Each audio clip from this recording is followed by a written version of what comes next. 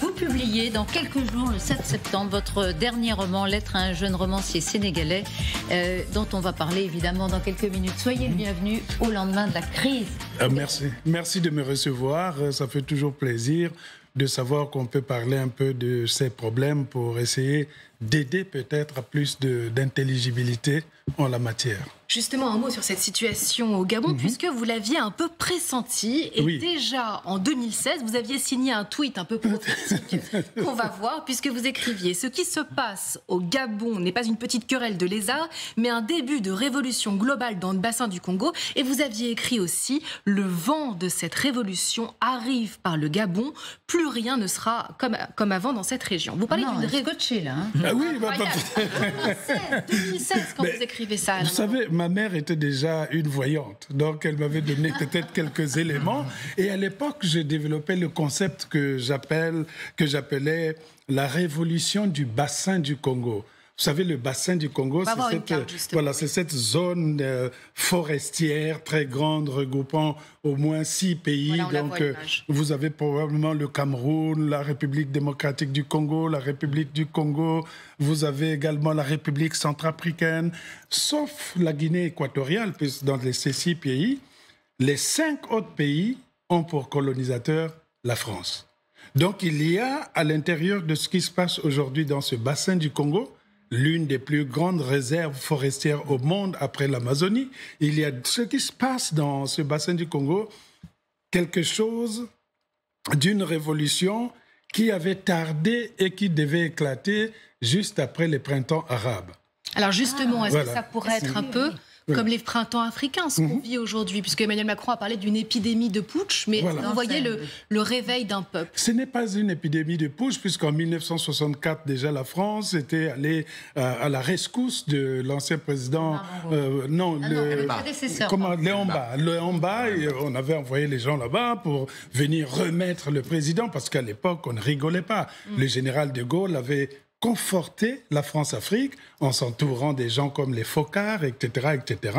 Et donc, il y avait du mal pour ces pays africains de se libérer de cette pensée néocoloniale qui installait des rapports déjà biaisés dès le départ. Cette révolution que vous pressentiez, c'est contre qui, contre quoi? C'était une révolution qui était orientée vers les républiques bananières, donc tous les dictateurs. Mon principe et la phrase que j'avais citée, c'était...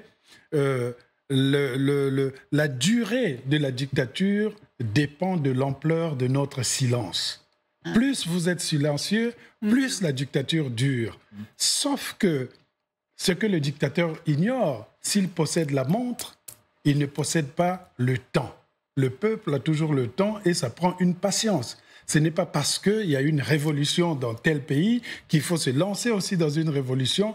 Les conditions doivent être réunies et au Gabon, ça devenait de plus en plus évident. Mais vous pensez que là, on est face à une révolution du peuple ou face à un putsch d'une personne et de son entourage finalement assez impliqué dans le pouvoir précédent et qui prend le fauteuil, is no good, quoi. Une révolution de palais. Une révolution de palais. Ça a toujours été comme ça. Ce sont des accointances, des relations incestueuses.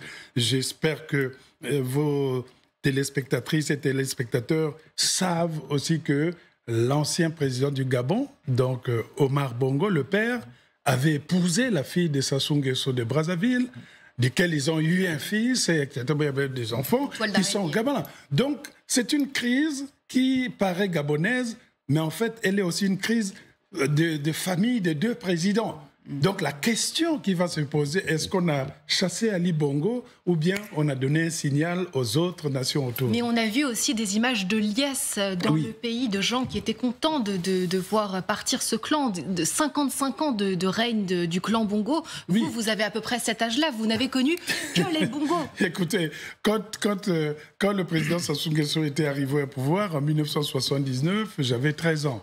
Et donc, Bongo, c'est encore un peu plus avant. Je n'étais pas probablement né.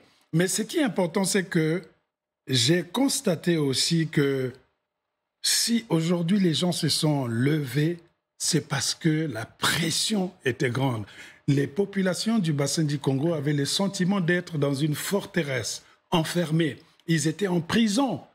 Mais comme dit un des plus grands chanteurs congolais, Ferregola, vous pouvez emprisonner mon corps, mais jamais vous ne dominerez mon esprit. Xavier. Ça veut dire que ça va se poursuivre pour vous, que ce qui est enclenché aujourd'hui va se aller dans d'autres pays. On pense au Cameroun, où Paul Biya a déjà pris des mesures, ou dans d'autres pays. Écoutez, moi je le sens déjà, c'est-à-dire que moi j'aimerais être dans la tête des autres pays du bassin du Congo.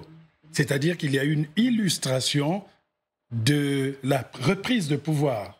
Et la France ne sait pas quelle position prendre parce qu'on va se dire, mais on n'a pas fini le Mali, on n'a pas fini le Niger. Là, vous prenez une troisième position. Quelle est votre position politique, diplomatique? Il n'y en a pas. Et donc, je pense nécessairement que cette révolution du bassin du Congo est inexorable. Ça, ce n'est plus une prophétie, mais c'est le constat. Ça peut être long. Voilà. Ça peut être long, mais là, ce sont les militaires qui ont le pouvoir après Bongo. Tout dépendra de ce que les Poutites vont faire de leur pays. Si nous retournons encore à la case départ en choisissant un autre colonisateur ou une autre possibilité d'être dominé, alors ça ne servira à rien. Alors vos mots résonnent, c'est quand même une parole engagée. Est-ce que en tant qu'écrivain, vous avez un rôle? Est-ce que vous pouvez retourner par exemple au Congo? Aujourd'hui, vous êtes le bienvenu. Mais disons que chez nous, les écrivains sont considérés parfois comme des gêneurs. Parce que nous sommes partagés entre l'objectivité que nous voulons proposer aux lecteurs et aux lectrices, et aussi l'analyse de ce qui se passe dans nos pays sans une passion. Or, dans la plupart des dictatures, on n'accepte pas l'autocritique. Si vous n'applaudissez pas le président, vous n'êtes pas du camp du président. Donc vous êtes persona non grata. Voilà, donc vous êtes persona... En exil, donc. Vous devenez pratiquement un exil, puisqu'on ne vous le dira pas, mais l'entourage vous le fera sentir. Encore un petit mot. Vous comprenez le sentiment anti-français? Alors là, on va beaucoup parler des pays du Sahel, le Niger, le Mali. Est-ce que vous le comprenez? Moi, je pense qu'il y a plusieurs éléments qui ont fait que ce sentiment anti-français puisse monter, mais ce n'est pas une situation qui pourrait se dégrader éternellement. Le discours que nous devons avoir, c'est de poser sur la table la question coloniale. Et de dire à la France que pendant longtemps, vous avez quand même accompagné tous ces dictateurs, vous les connaissez bien, vous mangez avec eux, vous faites des conférences à la Baule, vous faites des réunions de la francophonie, vous mangez, vous visitez, vous envoyez vos épouses faire des fêtes ensemble, et tout d'un coup, quand ça éclate, la France dit non, je ne suis pas au courant, la France est neutre. Donc c'est la position française, le fait de vouloir toujours gouverner les pays africains par des voies détournées depuis les indépendances. Vous savez, les choix des présidents en France, dites-moi par exemple qui a aidé Sassou Nguesso à revenir au pouvoir. Ce n'est pas une opération de Saint-Esprit. Il y a toujours la main française derrière son empire, son ancien colonial. Est-ce que la France devrait aller superviser des élections? Intervenir de fait? Non. En fait, ce que je souhaiterais, pour être très brutal, c'est de dire à la France, excusez-moi l'impolitesse, de dire à la France de foutre la paix aux Africains. C'est-à-dire? Nous sommes assez adultes pour pouvoir nous autogérer. Quand la France, certains pays sont venus pour la colonisation, ils ont trouvé des empires établis, même du côté de Rwanda. Il y avait une hiérarchisation qui faisait que les Occidentaux étaient étonnés de voir un ordre politique et économique exister, par exemple, dans les royautés du Rwanda ou du Royaume Congo. Alors, on voudrait parler de votre livre, évidemment. Que j'ai adoré, qui est autobiographique, sous forme d'échange épistolaire avec un jeune homme sénégalais qui s'appelle Alioune, qui est un peu fan de votre travail, fan des Migouets aussi, mais fan de votre travail, et qui veut devenir romancier, et qui vous dit, dites-moi, donnez-moi des conseils, et vous allez lui livrer tout, le meilleur de vous-même, votre enfance, votre angoisse de la page blanche. Et on se demande vraiment, qui est ce cher Alioune? Est-ce que c'est vous? Parce qu'il vous ressemble beaucoup, vous partagez beaucoup de choses avec Alioune. Disons que ce cher Alioune, à qui j'adresse ces lettres, existe. Je l'ai croisé l'année dernière quand j'étais invité pour un défilé de Chanel qui se faisait la première fois en Afrique. Donc j'étais invité avec Marine Diaye, avec Pharrell, avec les Naomi Campbell, etc. pour aller dans cet événement. Voilà, Vous l'appelez par son prénom, pas nous. Et ce jeune homme venait me demander des conseils chaque fois. Je veux être écrivain, je veux être célèbre, Je me suis dit, on se calme. Je lui ai écrit une lettre et j'ai compris qu'il fallait que je développe. Donc ce livre est un livre qui doit inciter tout le monde à devenir écrivain et peut-être à retrouver les éléments qui font que vous êtes écrivain. Alors vous lui donnez des conseils parce qu'il vous dit mais sur quel thème dois-je écrire? Et vous lui dites mon cher Alioune, je me suis souvent méfié de faire de ma vie un roman. J'ai plutôt cherché à faire du roman toute ma vie. Et c'est vrai que votre vie finalement c'est un roman. Vous racontez qu'à l'âge de 6 ans, quand vous arrivez pour la première fois à l'école, eh bien vous découvrez qu'il n'y a pas qu'un seul livre et ce livre c'est la Bible. Oui. Moi, je pensais qu'il n'y avait qu'un seul livre. Et la Bible avait cette faculté de me mettre les origines et la décadence qui venait. C'est un livre prophétique. Moi, j'aime bien lire les prophéties pour continuer à aiguiser mon analyse. C'est une analyse de citoyen. Je ne suis pas géopoliticien, je suis écrivain, je connais mon périmètre carré, mais en même temps, je sais aussi prendre de la distance pour nommer chat. Et puis vous parlez aussi de cette langue française, de cette langue des Blancs. Vous rentrez à l'école. Il y a d'ailleurs une photo de vous, jeune, que vous êtes absolument adorable, qu'on va voir, je l'espère. Vous apprenez donc à regarder comment vous êtes beau. Vous voyez, c'est merveilleux ça. À cette époque, j'avais une touffe à la Jackson 5. Et là, j'écrivais déjà de la poésie. Et donc, très cool en ce qu'on appelle le boubou. Hein, c'est cette sorte d'habillement qui est beaucoup répandu en Afrique de l'Ouest. Ça permet de supporter la chaleur. Et vous aviez quel âge là, pardon? Là, j'avais moins de 20 ans là.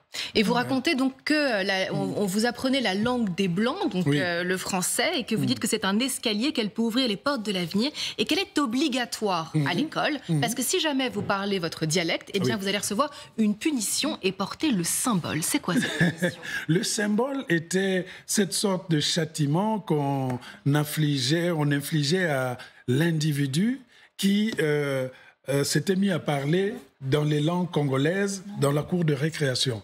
Nous devrions parler à ce moment-là la langue française et si nous ne parlions pas cette langue, nous étions punis. On vous mettait autour du cou une viande pourrie et vous avez l'armée des mouches qui vous suivaient pendant longtemps. Et pour vous en départir, il faut trouver un autre collègue ou un autre camarade qui parle dans les langues congolaises pour lui donner le symbole. Alors, Paola avait repéré aussi les 10 mots que vous énoncez, que vous inventoriez, les 10 mots que vous préférez dans la langue française. On avait choisi un chacun, mais on n'a pas le temps, mais on va quand même les citer.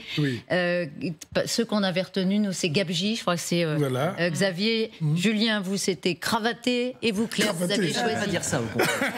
Ça ne veut pas dire ça, oui. Non, c'est une boisson. C'est une boisson, c'est la bière avec un col blanc. Sapeur, c'est être bien sapé. Hein. Oui, sapeur, Société des ambianceurs. Et j'essaye, Société des ambianceurs et des personnes élégantes. Moi, j'avais choisi jubilatoire. Ça vous agace qu'on dise d'un roman africain, d'un auteur africain?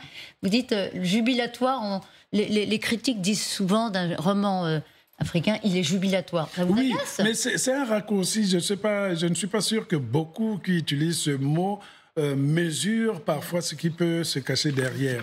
Tout est devenu jubilatoire aujourd'hui. Mais la jubilation, c'est un moment intense qui arrive de manière parfois inattendue. Bon, dans ce sens, l'écriture est jubilatoire, mais il ne faut pas généraliser ça qu'aux gens des tropiques. C'est un peu condescendant. Voilà, c'est un peu condescendant. Et moi, j'avais choisi enjaillé, parce que c'est fait la fête et que vous nous enjaillez sur ce plateau. Voilà, ça c'est mon ami, le grand Soro Solo, qui aimait beaucoup utiliser le mot enjaillé, et c'est beaucoup